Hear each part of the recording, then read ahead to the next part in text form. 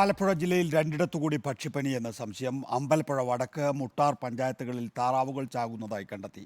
Sample ശേഖരിച്ച് ഭോപ്പാലിലെ ലാബിലേക്ക് അയച്ചു. നേരത്തെ എടത്വ, ചെറുതന പഞ്ചായത്തുകളിലായിരുന്നു രോഗബാധ സ്ഥിരീകരിച്ചത്. ഷിജിത്ത് വിശദാംശങ്ങളുമായി. ഷിജിത്ത്, എവിടെയൊക്കെയാണ് പക്ഷിപ്പനി സംശയമുള്ളത്? എന്ത് ആധികാരികമായ വിവരങ്ങളാണ്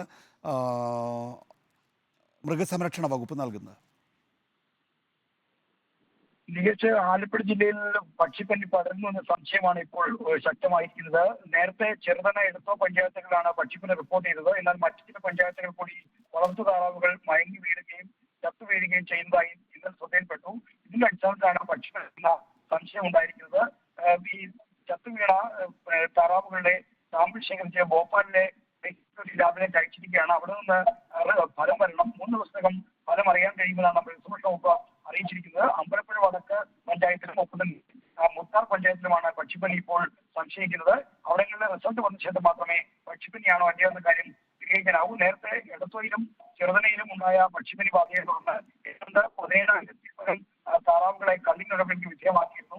ഇതിനോടൊപ്പം തന്നെ മുട്ട വിൽപ്പനയും നിരോധിച്ചിട്ടുണ്ട്. 27 തദ്ദേശ സ്ഥാപനങ്ങൾ ജില്ലയിൽ മാത്രം. ഒപ്പം തന്നെ സമീപ ജില്ലകളിലും ഇത്തരത്തിൽ നിരോധനങ്ങൾ ഉണ്ട്. എന്തായാലും ഈ നിരോധനവും പക്ഷിപ്പനി ആശങ്കയും നിലനിൽക്കുന്നതിടെയാണ് 2 പഞ്ചായത്തുകൾ കൂടി പക്ഷിപ്പനി ബാധ ഇപ്പോൾ സംശയിക്കുന്നത്. ഷിജിത്താണ് വിശദാംശങ്ങൾ നൽകിയത്.